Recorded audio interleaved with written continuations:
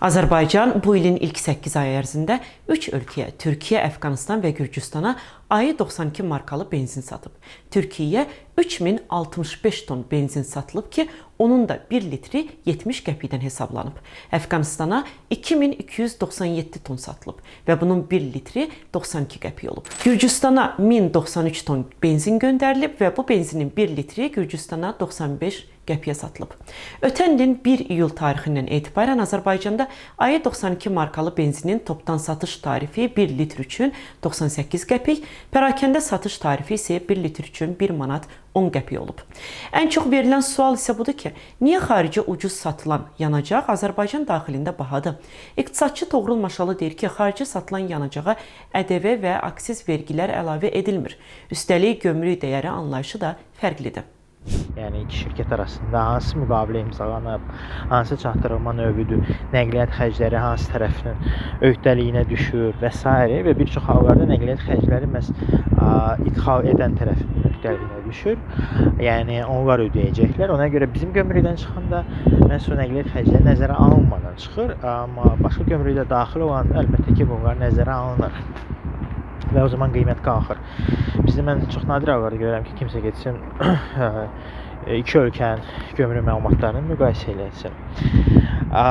Yəni orada ola bilər tamamilə başqa bir rəqəm düşə bilər. Üçüncü məsələ ola bilər ki, bir çox hallarda şirkətlər ixracla məşğul olanda, misal üçün ilk dəfə ixrac edirlər bu və ya digər məhsulu, onlar çalışırlar ki, ixrac dəyəri daha aşağı olsun. Yəni belə deyək, daxili bazarda çıxardığı məhsulu misal üçün 1 manata istehsal etdi, 1 manat 50 qəpiyə satırsa, xaricə satanda o çalışır ki, orada rəqabət daha böyükdür.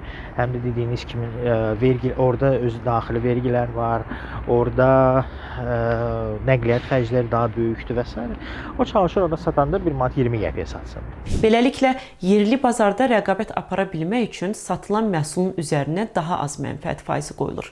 Bu praktikada geniş yayılmış haldır. İqtisadçı deyir ki, daxili bazarda satış həyata keçirdərkən isə müəyyən tariflər nəzərə alınır. Bu tənzimləmələr də bir çox hallarda qeyd edir ki, benzin qiyməti müvafiq həddən yuxarı olmamalıdır. Və əlbəttə ki, sən əgər benzin satırsansa və ya başqa bir şey satırsan ki, hansı ki tarifləri var olsun, dərman misal satırsansa, sən çalışacaqsan maksimal qiymətə satırsan. Rəqabət olmadığı dövrdə əlbəttə ki, sən çalışacaqsan maksimal qiymətə satırsan, aşağı qiymətə yox. Yəni biz bir çox hallarda görürük ki, tariflər əslində qalsa həmişə qeyd olunur ki, bu maksimal qiymətdir. Yəni ondan yuxarı olmaz. Ondan aşağı heç kimsə mane olmayacaq. Amma sən satanda maksimal satsan. Xarici bazara çıxardanda isə sən həm də rəqibləri nəzərə almalısan, yerli istehsalçıları və s. Müzakirə edilən daha bir məsələ Azərbaycandan xarici ölkələrə ətriyyat və əczaçılıq sənayesində istifadə olunan müxtəlif bitkilərin satılması idi. Azərbaycan bu bitkilərin 1 kiloqramını Fransaya 2 manat 80 qəpiyə satıb. Fransadan isə ətriyyat kosmetika vasitələrinin 1 kiloqramını 35 manat 60 qəpiyə, dərman vasitələrinin 1 kiloqramını isə 196 manata alıb. Bu isə Azərbaycanda istehsalatın olmaması ilə bağlıdır. Xam mal var, amma ondan hazır məhsul ortaya çıxarmaq üçün fabrik zavod yoxdur. Üstəlik mütəxəssis də yetişdirilmir.